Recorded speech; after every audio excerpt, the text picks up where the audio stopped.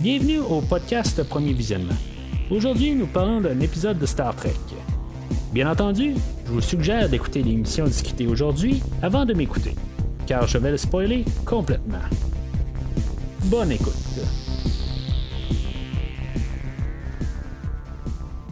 Bienvenue sur l'Enterprise. Aujourd'hui, on parle de la deuxième épisode de Star Trek Strange New Worlds, Children of the Comet, réalisé par Maha Vrevelo. Je sais pas comment dire le nom, là, mais réalisateur qui a fait plusieurs épisodes là, dans Star Trek actuel, Picard et Discovery. Mais je me rappelle pas exactement là, des épisodes. Mais juste ce que je veux apporter là-dedans, c'est que je me rends compte tout de suite qu'on fait pas comme Picard ou ce qu'on fait pas là, qu'est-ce qu'on a fait là, dans la deuxième saison, faire des doublons comme réalisateur, où on a eu 5 réalisateurs dans toute la saison. Puis c'était comme des histoires là, qui suivaient pour 2 semaines de suite. Mais c'est ça, tu sais, dans la saison de Star Trek Strange New Worlds, ce que je remarque, c'est que justement, on change de réalisateur chaque semaine, avoir une saveur différente chaque semaine. En tout cas, pour l'instant, c'est ça qu'on est rendu juste au 2e épisode. Mais en tout cas, c'est des choses qu'on va pouvoir étudier là, dans les prochaines semaines, voir comment que ça va se dérouler. Si maintenant, c'est vraiment là, la série là, il est comme en continuité plus avec l'ancienne ère là, de Star Trek. Et en tout cas, me semble que je suis parti en force là, genre sur une dérape que déjà en partant, mais c'est pas grave. Juste avant de parler de l'épisode aujourd'hui, si maintenant vous aimez ce que vous entendez aujourd'hui, si vous ne l'êtes pas déjà, likez le podcast sur Facebook et ou Twitter. Pour voir ce qui se passe au podcast chaque semaine.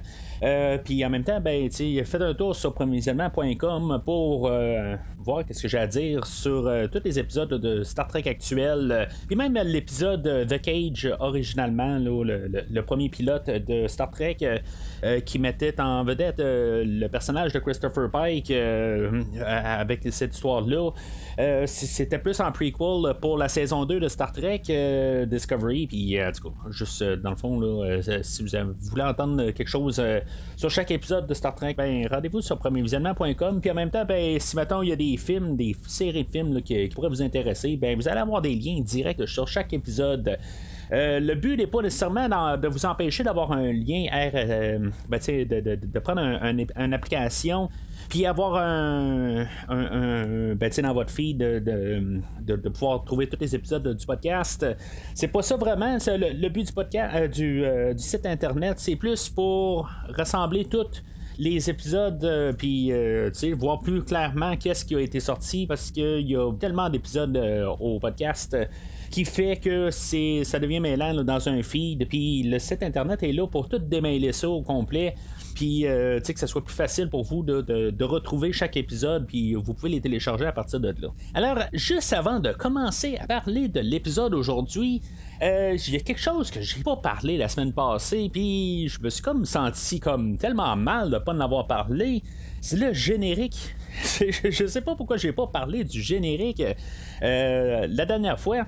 C'est-tu le fun de revoir un générique vraiment Star Trek où dans le fond là, pareil comme dans la série originale ou dans Star Trek The Next Generation. Le seul hic que je peux arriver puis à dire, c'est juste que j'aimerais ça que ça soit vraiment écran vide. Pas de générique, qu'on n'a pas besoin de nous dire les noms des acteurs pendant que peut-être juste pour la première épisode, puis tu sais par la suite là, comme l'épisode d'aujourd'hui, que tu sais on peut le faire dans ce sens-là, mais ça aurait été vraiment le fun que la première épisode on aille juste comme le Captain Pike qui arrive, qui dit Space, the Final Frontier, these are the voyages of the Starship Enterprise, puis etc.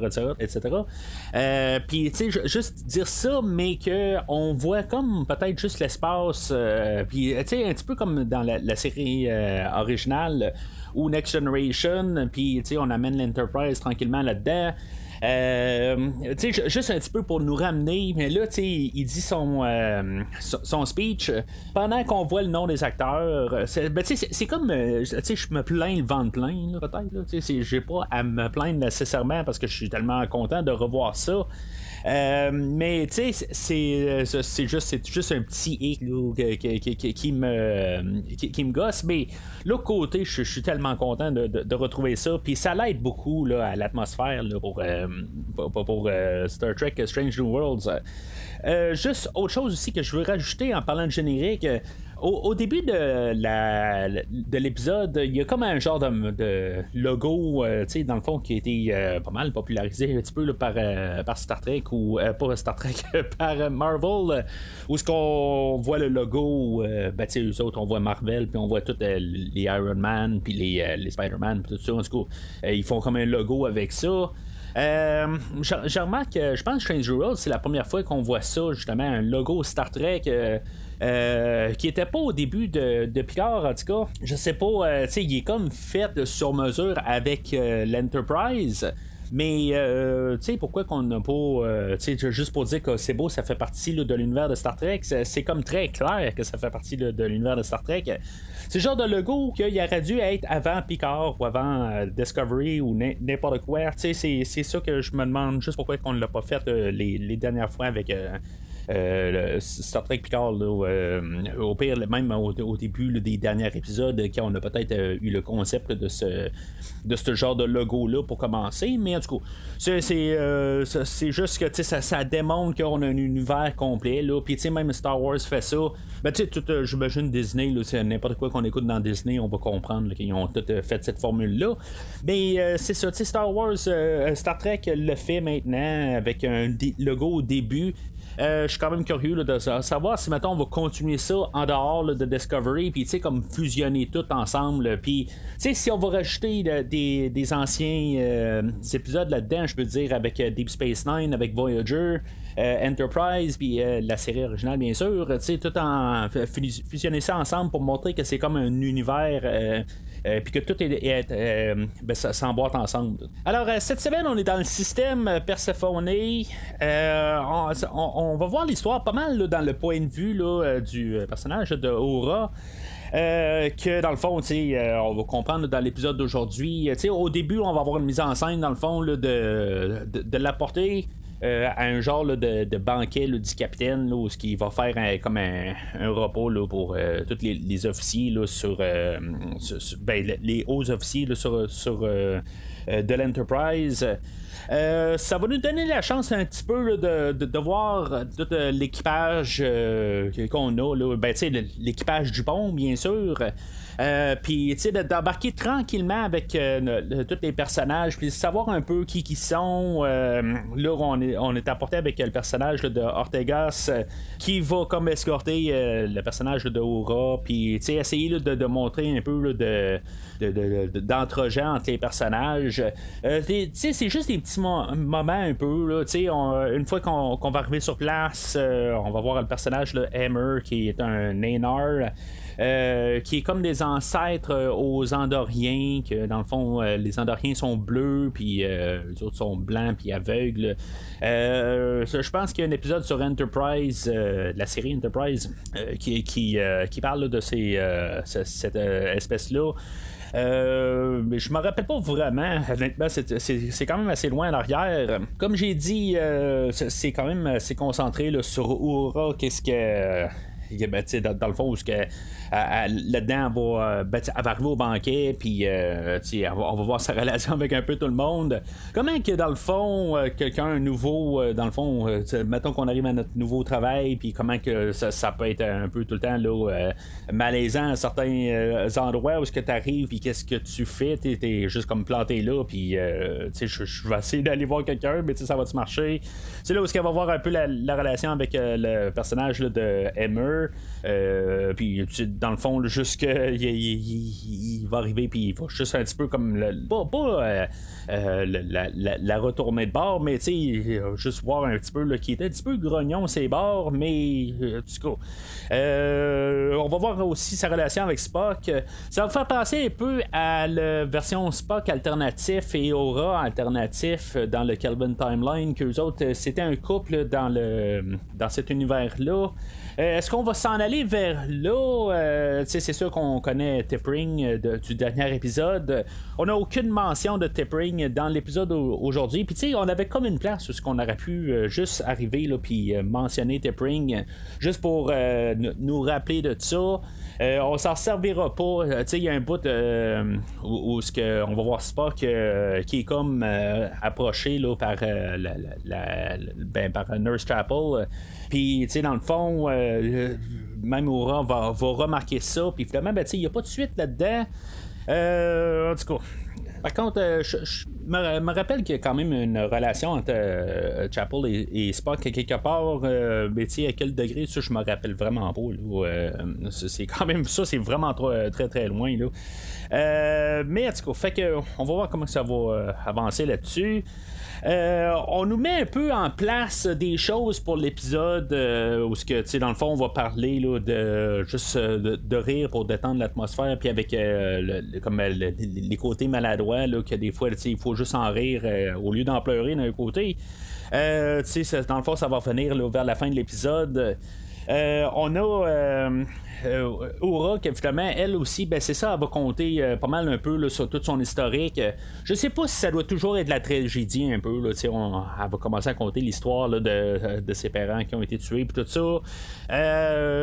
C'est comme je pense que j'en ai déjà parlé là, il y a plusieurs probablement des années là, où je me rappelle pas c'était l'histoire de quel personnage là, c'est sûrement dans Discovery où ce qu'on nous expliquait encore que le passé de tel personnage, c'est possible que ce soit dans Picard aussi là, que les personnages doivent toujours être avoir un passé tragique. Ils sont pas capables d'avoir juste un passé qui a juste comme bien été là, en guillemets là, juste un petit peu je veux pas dire normal là, mais une vie qui a juste comme partie là, sans tragédie, sans gros un événement marquant là, dans leur passé, tout ça. Puis là, c'est ça, j'ai comme toujours l'impression que chaque personnage est marqué de tragédie. On a Pike qui va être marqué de tragédie à cause de qu'est-ce qu'il a subi là, à la fin de la deuxième saison. Puis dans le fond, c'est pas mal le personnage de Pike dans la saison actuelle. Puis là, Aura, elle arrive un peu à la suite les décès de ses parents, tout ça. Puis une fois, ça l'a comme motivé pour continuer là-dedans, puis tout ça. Puis en tout cas, c'est juste que ça vient tout le temps sombre dans le passé là, de chaque personnage. Mais encore là, je regardais alentour de la table que pour l'instant, on ne sait pas l'histoire de tous les personnages. Fait que c'est peut-être juste elle là, que ça a mal viré dans sa vie, mais en tout cas, encore des choses là, que je pense qu'on nous ouvre la porte tranquillement là, pour les personnages un petit peu plus tard là, au courant de la saison. Puis en parlant de tragédie, c'est ça, il y a Captain Pike qui arrive et qui dit que tu te vois où dans 10 ans, puis en pensant à 10 ans, c'est qu'il sait que dans 10 ans, il va probablement se faire tout défigurer dans le cheminement là, des choses. C'est sa destinée, puis on va jouer un peu avec ça dans l'épisode là, avec le personnage là, de Christopher Pike. Là, c'est pas mal 2 en 2 qu'on va parler de ça. Fait que d'après moi, c'est pas mal la lignée là, de au moins toute la saison qu'on va parler de ça, juste dans le fond d'accepter ça, d'accepter son avenir. Il l'a fait un peu là, comme la semaine passée, mais c'est sûr que c'est une grosse pilule à avaler. Il faut s'entendre là, que t'arrives pas puis du jour au lendemain c'est beau, j'accepte que je vais me faire défigurer là, dans une dizaine d'années, puis que dans le fond je pourrais plus absolument rien faire. Ça va être comme si je suis mort mais juste planté dans un dans une chaise, puis qu'en booting je peux pas bouger. Fait que c'est ça un petit peu accepté. Puis là-dedans, Aura, elle a dit qu'elle se voit pas nécessairement dans Starfleet, c'était pas nécessairement ça son plan de vie. Puis ça va être ça un petit peu qu'elle va devoir accepter là, pour la fin de l'épisode. Alors, la mission de cette semaine, c'est qu'il y a un astéroïde qui se promène dans l'espace, puis que dans sa trajectoire actuelle, ben il va rentrer en collision avec une planète, puis la planète va complètement être détruite si maintenant l'Enterprise ne fait pas quelque chose. Puis là, ben c'est ça. Ben on voit un peu le peuple là, qui est sur la planète, là, les Deleb, qu'eux autres, dans le fond, ne sont pas assez évolués là, pour pouvoir faire les voyages interplanétaires. Fait que, dans le fond, là, ça me fait penser un petit peu au Prime Directive. Qu'est-ce que le Starfleet peut faire? Ou, dans le fond, ils doivent-tu regarder l'astéroïde frapper la planète puis rester les bras croisés? Ou si mettons ils peuvent faire quelque chose puis juste un peu la diriger là, dans le fond ils n'ont pas besoin d'aller sur la planète puis montrer hey, on est là puis on va vous sauver, dans le fond ils peuvent faire ça là, directement de l'espace. Je pense qu'il y a plusieurs fois dans tout l'univers de Star Trek où ce que des fois la comète faut juste comme la tasser, on peut la faire, des fois Starfleet dit on peut pas faire ça, on peut pas interférer, puis si mettons c'est leur mort, ben ça sera leur mort, mais à quelque part, il ne faut pas interférer. Fait que ça vient tout le temps un petit peu une zone grise à quelque part, qu'est-ce qu'on doit faire. C'est sûr que, moi, de ma perspective, ça change absolument rien si, mettons, tu fais juste comme pousser la comète juste pour qu'elle se tasse, puis que finalement, elle ne frappe pas la planète, puis, dans le fond, ni vu ni connu. Je pense que c'est pas mal ça que Pike veut faire. Dans le fond, il veut juste comme la tasser, puis, on n'interfère dans rien. On fait juste pas empêcher un peuple de devenir qu'est-ce qui peut devenir plus tard. Mais je vais faire juste l'avocat du diable là-dessus, pas que je vais vraiment y croire, puis je le ferai pas. Mais qu'est-ce qu'il dit à quelque part que ça devait pas arriver pour enclencher quelque chose plus tard? C'est pas vu d'une genre d'autre source supérieure ou quelque chose de même là.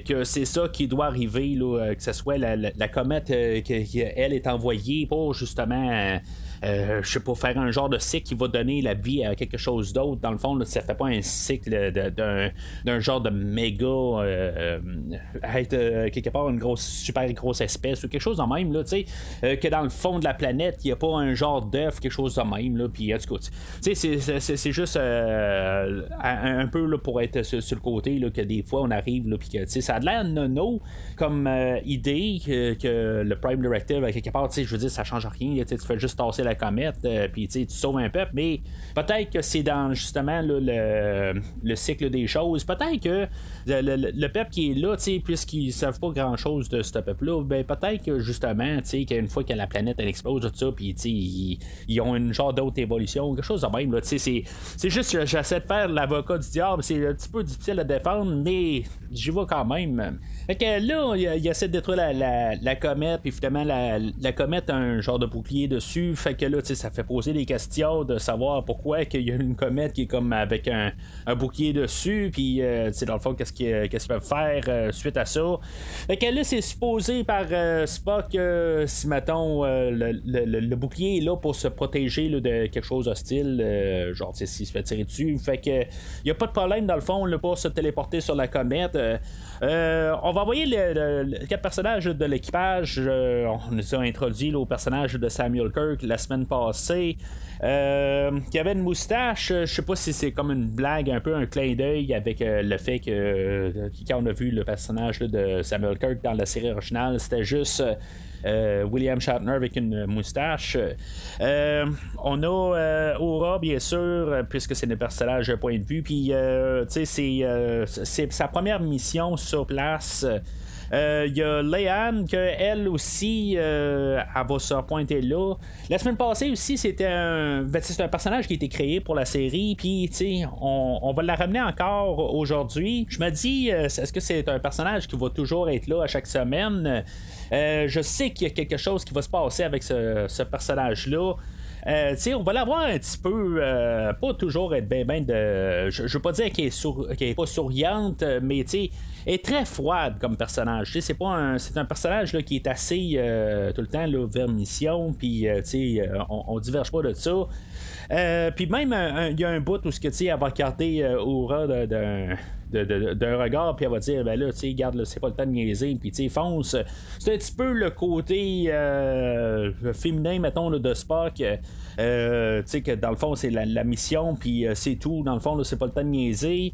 Il y a encore des choses là, à apprendre là, sur ce personnage-là, puis ça reste un petit peu, dans le fond, qu'est-ce qu'on va faire avec, ça va être quoi le lien avec Khan un peu plus loin. Puis même d'un côté, je trouve ça plate de toujours être en train de cibler ce personnage-là, puis me dire, ben, tu sais, qu'est-ce qui va se passer quelque part.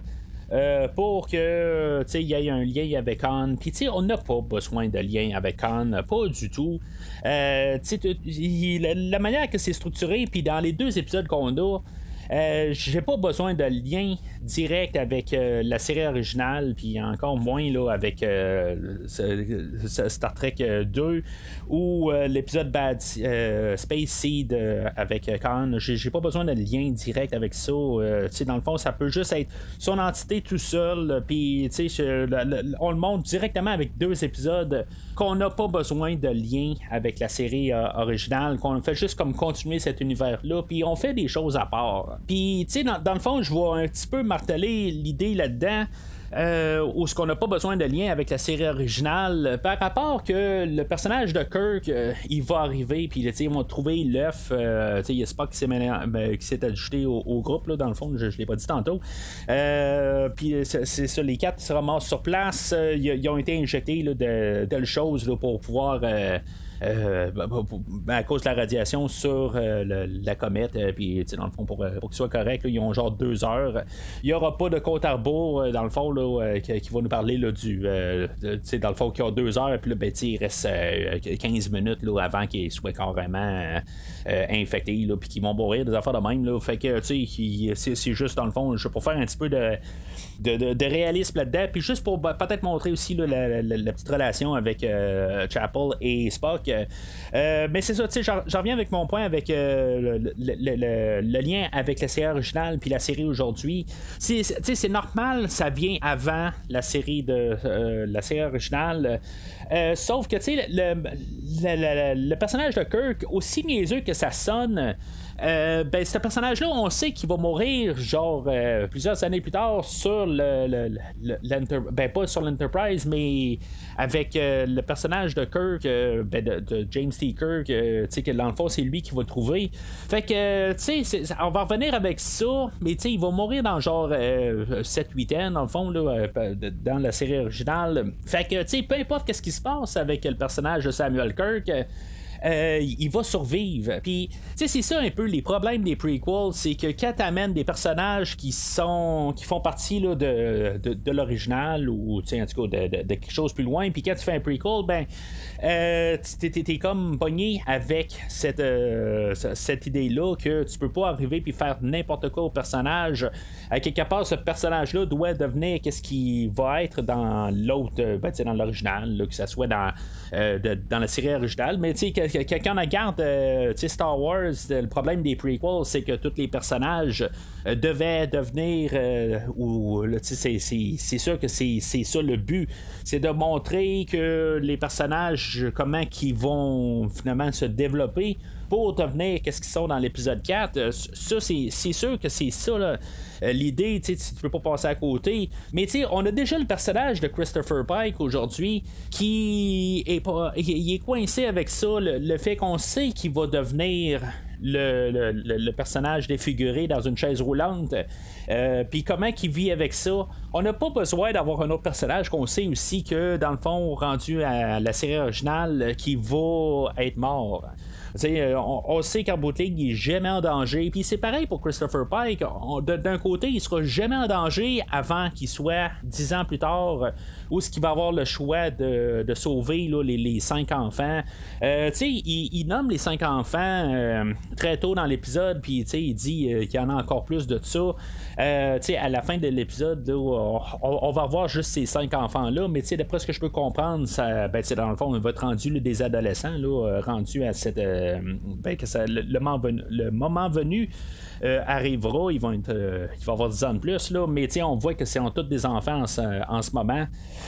Fait que c'est ça, je sais pas, je trouve que c'est comme un petit peu trop d'amener là, des contraintes à l'épisode ou à la série quand on pourrait juste arriver là, puis juste carrément abolir ça. Puis on a déjà juste le problème de pipe qu'on doit vivre avec. Puis la série fait une bonne job, je pense, de justement mettre ça à l'avant-plan. Parce qu'elle sait qu'on sait que c'est comme ça qu'il va devenir. Puis même dans la série de Discovery, on nous l'a apporté à l'avant-plan. Puis tu sais, on sait tout en bout de ligne en écoutant la série que c'est ça la destinée du personnage de Pike. Puis qu'est-ce qu'on, ben, tu sais, de savoir comment qu'on peut vivre avec ça, ça fait quelque chose d'intéressant. Mais tu sais, c'est juste avec le personnage de Kirk, ben, ça devient quelque chose là, qu'on a vu là, 100 000 fois dans des prequels. Puis dans le fond, ça tombe à plat sur l'idée qu'on essaie de le mettre en danger, mais il est vraiment pas en danger. On sait qu'il va pas mourir là, à moins que finalement Samuel Kirk était un jumeau d'un autre Samuel Kirk. Il y en a un qui s'appelle Samuel, puis l'autre s'appelle Samuel 2 ou quelque chose de même là. Mais ça serait complètement ridicule. Fait que là, on arrive à l'endroit où Kirk il se fait blesser, puis dans le fond, je sais pas si c'est ça qui fait comme lancer un signal ben, dans le fond, il y a un vaisseau qui va arriver, là, puis vont s'appeler là, le berger, dans le fond. Puis dans le fond, ils vont comme défendre l'intérêt de l'astéroïde. Ils vont l'appeler le Manette ou Manite. Puis tu sais, dans le fond, là, parler que dans le fond, si c'est la volonté du Mananite de pouvoir rentrer là, dans la planète, ben c'est son droit, tout ça. C'est une autre version de peut-être voir le Prime Directive, que dans le fond, c'est comme ça que ça doit être, c'est ça qui décide de même. Puis, tu sais, dans le fond, on va comprendre plus loin que c'était pas son intention. Puis, dans le fond, que le Mananite, lui, il voit ça tout genre dans le futur, tout ça. Puis, que l'Enterprise doit se mêler à ça. Ça l'embarque quand même là, des idées intéressantes dans le fond. Puis là, ben, c'est ça, ça a été envoyé là, par des arbitres, dans le fond, qui est comme ce peuple-là, quelque part, là, qui est pogné là, dans l'astéroïde. Ben, dans le fond, c'était envoyé. Peut-être pour ça que tu peux arriver avec le Prime Directive puis dire, ben, on va le tasser parce que ça a été envoyé par quelqu'un. Dans le fond, ça peut bien embarquer là-dedans. Dans ce temps-là, ben, on a notre équipe au sol, qu'eux autres réussissent à commencer à communiquer avec le Manhanit. Dans le fond, ils vont découvrir que c'est par de la musique. Je me dis juste, en écoutant ces parties-là, où dans le fond, on a Aura qui se met à chanter. Puis on avait déjà établi ça aussi là, dans la première scène, que dans le fond, quand il se passe quelque chose, puis dans le fond... qui est en train de penser, ben, elle fait juste chanter ou marmonner là, dans son coin. Puis, dans le fond, juste en faisant ça, ben, je pense qu'on n'avait pas besoin nécessairement de la scène au début, pour montrer que, que des fois, là, elle sifflonne de son côté, là, on n'avait pas besoin au début, c'est juste un petit peu un agissement normal, là. Mais là, on le ramène à pendant ce temps-là, juste pour montrer que dans le fond, finalement, qu'à cause qu'elle a fait ça, ben, comme par hasard, le Mananite va réagir à la mélodie, puis dans le fond, ben, ils vont apprendre à communiquer avec la musique avec le Mananite. Ça me fait penser, puis je veux pas faire trop de spoilers là-dessus, parce que c'est quand même assez frais, là, mais il y a 2 semaines, je suis allé voir le nouveau film là, de Doctor Strange. Puis là-dedans, ben, il y a comme un genre de combat, là, puis j'en parle pas, je suis pas en train de spoiler à rien du tout. Mais il y a un genre de combat là-dedans. Qu'ils vont arriver puis se lancer là, des notes de musique, dans le fond c'est un peu un style de même, ça me faisait juste penser à ça, mais là dans le fond c'est pas un combat, mais c'est juste que je trouve en peu de temps, ben, il y a des communications musicales qui se déroulent là, ben, pas exactement pareil, mais en très peu de temps, ben, en l'espace de 2 semaines, ben, on a 2 choses qu'on parle de musique comme communication d'une forme ou d'une autre, là, mais c'est ça, fait que dans le fond là, notre équipe au sol va être libérée et vont pouvoir retourner sur l'Enterprise. On va voir une scène un peu là, où ce que les bergers vont essayer de tirer sur l'Enterprise, puis dans le fond on va avoir une séquence là, dans l'espace où on va voir l'Enterprise bouger un peu partout au travers là, des astéroïdes. C'est le fun de voir un petit peu l'Enterprise bouger, mais j'ai comme l'impression d'être dans un jeu vidéo parce que on n'a jamais vu l'Enterprise bouger de même, on n'a jamais eu vraiment la technologie pour laisser l'Enterprise avoir des manœuvres. Dans le fond ça a toujours été pas mal une maquette, mis à part là, dans la deuxième saison là, de Discovery où ce qu'on pouvait faire, on avait la technologie pour le faire bouger, mais là on peut vraiment là, mettre l'emphase sur l'Enterprise qui bouge, puis ça fait juste étrange à quelque part, c'est comme sensation où ce qu'on n'a jamais vraiment vu toutes les manœuvres que l'Enterprise fait. Il fait pas des grosses manœuvres, mais juste le fait de le voir bouger dans tous les sens un peu, ça a été quelque chose que j'ai comme quasiment jamais vu, peut-être dans la deuxième saison de Discovery, mais c'est tout, juste le voir bouger, comme je dis, c'est comme j'ai l'impression d'être dans un jeu vidéo parce que dans les versions live de l'Enterprise, ben on n'a jamais vu ces manœuvres-là. Fait que ça devient intéressant de voir l'Enterprise se promener là, dans le champ d'astéroïdes, puis de faire des manœuvres pendant qu'il est en train de se faire tirer dessus là, par les bergers. Dans le fond, l'idée là-dedans, c'est d'amener l'Enterprise près de l'astéroïde, puis de laisser Spock partir avec sa navette, puis dans le fond de créer un champ de radiation tout chaleureux dans le fond, ou dans le fond ils disent un bouclier de chaleur. Puis dans le fond la comète elle va réagir dans le fond, puis elle va se briser en deux, puis dans le fond elle va arriver puis juste se tasser. Puis là sachant qu'elle a fait ça à l'avance en sachant, mais que finalement elle peut se tasser par la suite, il y a un genre de paradoxe là-dedans quelque part. Si maintenant elle sait que l'Enterprise va être dans le chemin, mais que finalement elle va se tasser à suite au Enterprise, c'est comme quelque part peut-être que cette être-là est comme omniprésent dans tout le temps ou quelque chose de même, il voit tout en même temps, mais il faut tout arrive pour se coordonner, dans le fond c'est un petit peu dur à expliquer, mais c'est juste un petit peu mêlant comme idée. C'est bizarre, mais quelque part, j'ai juste peur. À quelque part, je pense que tout ça va revenir tout comme ensemble à la fin de la saison, qu'il va y avoir toutes des suites d'idées là-dedans.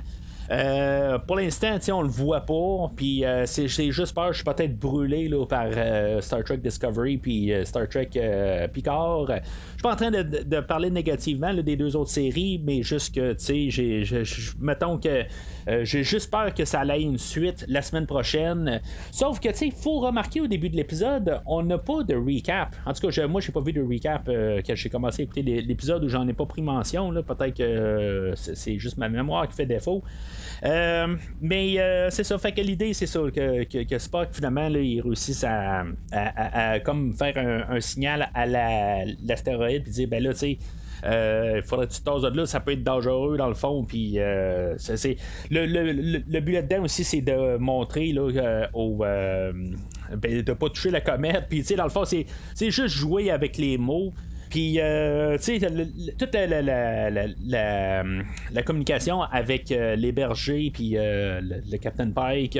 J'aime toujours Captain Pike à quelque part, comment qui est comme dans la situation, puis tu sais, il a l'air un petit peu perdu. C'est quelque chose de finalement qui s'en vient de plus en plus différent un peu avec le Captain Kirk.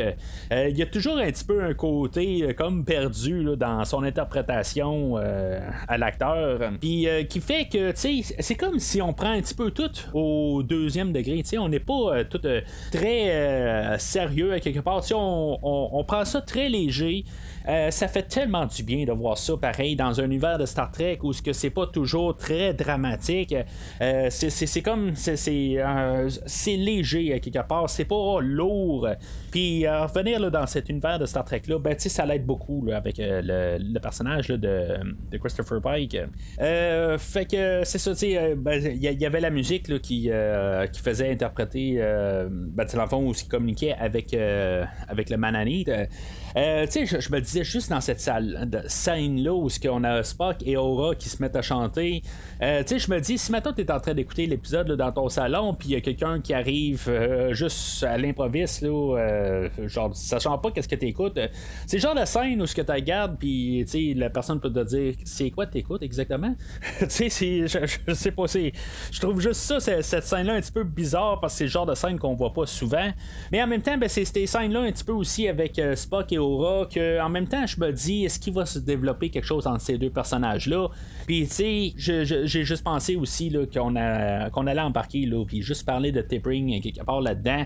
Mais on mentionne pas T'Pring, fait que de l'autre côté, je me dis, c'est possible aussi que cet univers-là développe quelque chose entre Aura et Spock. Puis quelque part, on va faire un arrêt là, de Spock où ce qui va passer aussi par Nurse Chapel, mais ça, on va voir ça probablement au courant là, de la saison où dans le fond ça va se terminer avant la fin de la série, là, la relation entre Aura et Spock. Mais on ouvre des portes, puis on ouvre des possibilités. Il y a des choses là, que ça se sent un peu. Il y a Spock quelque part qui dit là, qu'il est intrigué là, quand même là, par un personnage d'Aura. C'est peut-être juste côté amitié ou on ne sait pas tout à fait. Chose qui avait été aussi établie là, comme présage là, quelque part là, dans l'émission où on parlait là, de rire des situations malaisantes. On a Spock qui va rire à la fin de l'épisode. On le verra pas, mais on va l'entendre là, juste dans le fond là, pour dans le fond, il faut juste rire d'une situation qui ne marchait pas ou qui allait très mal. Le côté, je pense que toute la mission a bien été rendue là. Fait que dans le fond, on essaie de juste ramener un peu l'idée à la fin. Mais ça a juste comme vraiment bien été là, tant qu'à moi. Mais il y a quand même Spock quelque part que une fois qu'il a comme fini de faire ce qu'il avait à faire, qu'il y a un bout où ce qu'on pense qu'il s'est fait pogné là, par un astéroïde puis qui est peut-être mort. C'est sûr, encore une fois, j'ai parlé de Pike, puis j'ai parlé de Kirk. Bien sûr, Spock, il est jamais en danger, il y aura aucun. Il y aura pas une situation qu'on va dire que vraiment Spock est mort dans telle mission, c'est comme impossible. C'est comme tout l'univers de Star Trek tomberait à terre carrément si Spock meurt la semaine prochaine. Fait que c'est un peu des certains petits problèmes à quelque part qu'on a là, dans la série prequel, mais c'est comme je reviens un peu avec l'idée là, que le personnage de Samuel Kirk, on n'a pas besoin de l'avoir, puis même je vais dire que je suis pas nécessairement fâché pareil qu'on l'a tassé tout de suite aussi. C'est peut-être un peu la blague quelque part aussi là, on l'a amené puis on sait qu'on va pas pouvoir le tuer. Puis c'était pas un problème nécessairement là, de qu'il soit mort ou pas. Ça n'aurait pas eu vraiment d'incidence sur l'épisode en question. Mais c'est juste, je pense, le personnage, je sais pas, je suis pas intéressé nécessairement. Je pense que avec tous les personnages qu'on nous a apportés au début de l'épisode, je suis intrigué là, de voir tout cet équipage-là devenir quelque chose. Puis là, on a quand même beaucoup là, de personnages là, que je pense qu'on va apprendre tranquillement là, au courant là, de la saison. On a mis aussi l'emphase aujourd'hui là, sur le personnage là, de Ortegas juste pour montrer un peu là, qu'il est capable de faire quelque chose, un bout où ce qu'elle va appeler là, qu'elle va faire sa manœuvre là, le Ortegas Gamma One. La fois c'était un peu une réplique à ce qu'il avait dit là, genre 2 minutes avant la manœuvre April Omega. Manœuvre April Omega, je pense qu'on faisait référence là, au genre l'amiral April, là, que dans le fond qui est le précédent à Christopher Pike qui avait eu le Enterprise avant lui. Alors tout est bien qui finit bien. On aura que dans le fond qui va fouiller avec les communications qui ont été envoyées, puis que dans le fond c'est ça, tu sais. Comme j'ai dit tantôt, c'était comme prédestiné à ce que la comète rentre en contact avec l'Enterprise. Puis, dans le fond, ça va faire penser un peu à comme la sous-histoire de toute la saison. En tout cas, pour l'instant, c'est toute la saison. Où ce que Pike, dans le fond, lui, il voit ces choses là, dans 10 ans. Puis, dans le fond, c'est pour faire un peu un parallèle avec ça. Moi, je suppose que pas mal toute la saison va avoir tout le temps là, des côtés là, pour faire penser le personnage là, de Christopher Pike. Dans le fond, l'épisode va finir, comme j'ai dit, où il va regarder là, les personnages de tous les 5 enfants, qui va sauver, dans le fond, là, qui va l'amener là, à se faire défigurer. Puis, tu sais, à quelque part, je sais pas si maintenant c'est pour nous embarquer là, dans l'épisode de la semaine prochaine ou qu'est-ce qui va se passer là-dedans, est-ce qu'il va prendre un choix à quelque part pour dire que, tu sais, il va juste choisir son chemin.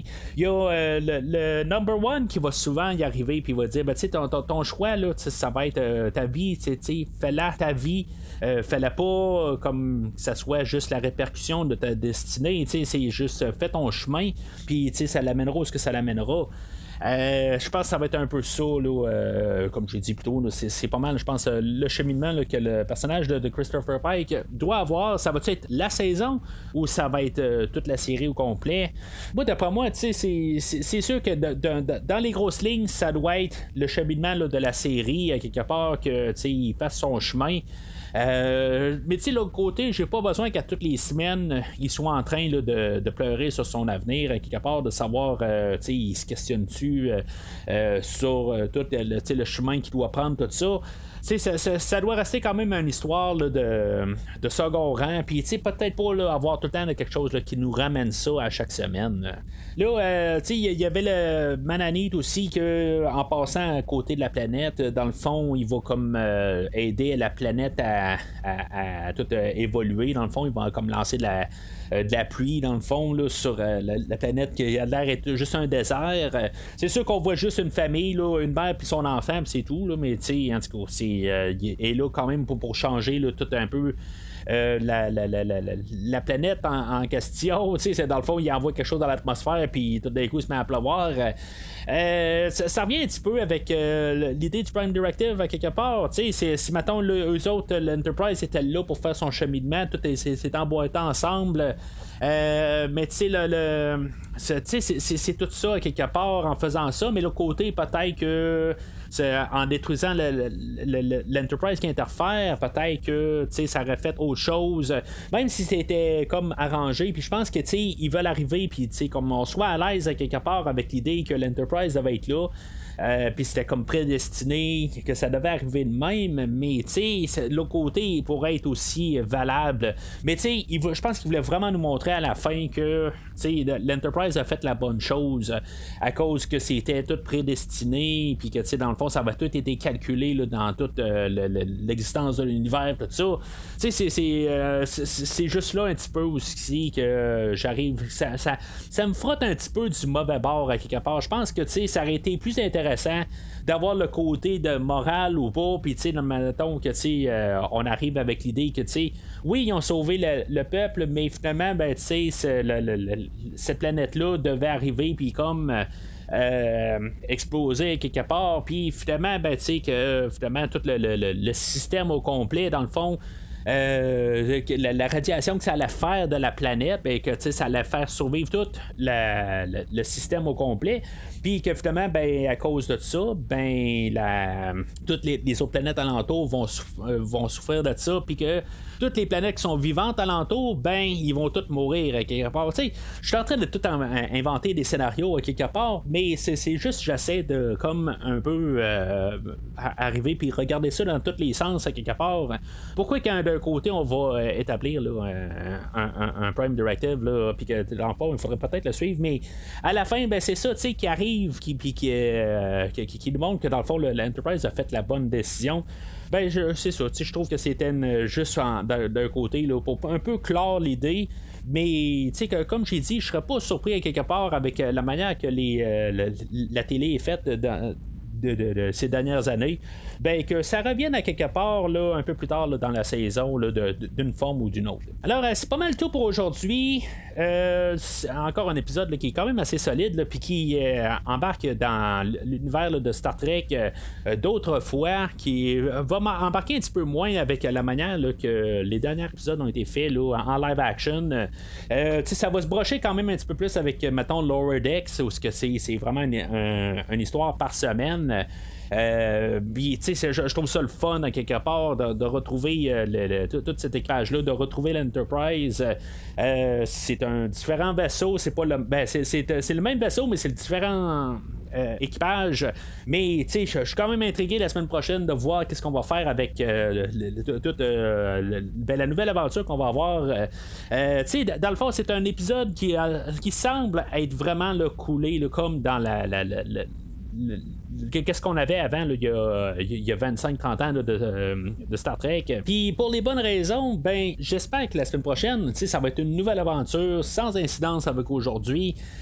Qu'on continue un peu là, d'évoluer, mais dans le fond, ça continue spirituellement la semaine passée, mais c'est juste comme une nouvelle aventure, puis c'est ça qui a comme été établi là, dans les 35 premières années ou 40 premières années là, de Star Trek, puis là, c'est ça qu'on a tout viraillé là, un peu là, dans les dernières années. Mais c'est ça, je veux dire, c'est encore un très bon épisode, peut-être un petit peu plus monotone sur le fait que c'est un petit peu les mêmes idées qui ont continué avec Christopher Pike, puis dans le fond, il faut pas qu'il change drastiquement là, de semaine en semaine là, quelque part, mais c'est juste ça devenait un petit peu redondant quelque part aujourd'hui, que c'est un peu la même affaire. On a parlé de ça la semaine passée, mais c'est comme j'ai dit aussi, c'est quelque chose qui va impacter le personnage, puis il va devoir vivre avec. Pas besoin de nous le marteler là, à chaque semaine. Je pense que une fois de temps en temps, revenir avec ça. C'est une bonne affaire, mais peut-être pas là, tout le temps là, mettre ça un petit peu là, assez drastiquement là, à chaque épisode là. Alors la semaine prochaine, c'est ça, on va parler là, du 3e épisode là, de Star Trek Strange New Worlds. N'hésitez pas à suivre Premier Visionnement sur Facebook et au Twitter, puis commentez sur l'épisode d'aujourd'hui, dites ce que vous avez à dire. Est-ce que mettons on continue sur la bonne lignée? Peut-être que cette semaine là, c'est pour vous là, c'est vraiment le plus solide que la semaine passée. On a établi les personnages la semaine passée, puis là, qu'est-ce qu'on fait aujourd'hui? On fait juste un petit peu en donner plus, puis je trouve qu'on en donne pas trop. On focus sur un personnage à la fois. On va focuser peut-être un petit peu plus sur Aura, puis un peu savoir sur Ortega. Puis Ortega était quand même un petit peu là la semaine passée. Là, on en rajoute un petit peu plus là, chaque semaine. La Anne est là cette semaine, était là la semaine passée. Est-ce qu'elle va être là encore la semaine prochaine? Ça, c'est des choses à quelque part que je pense qu'on veut nous foutre des personnages qui vont être importants plus vers la fin de la saison pour raison X. Mais laissez vos pensées là, sur les réseaux sociaux du podcast, sur Facebook et ou Twitter. Mais d'ici le prochain épisode, longue vie et prospérité.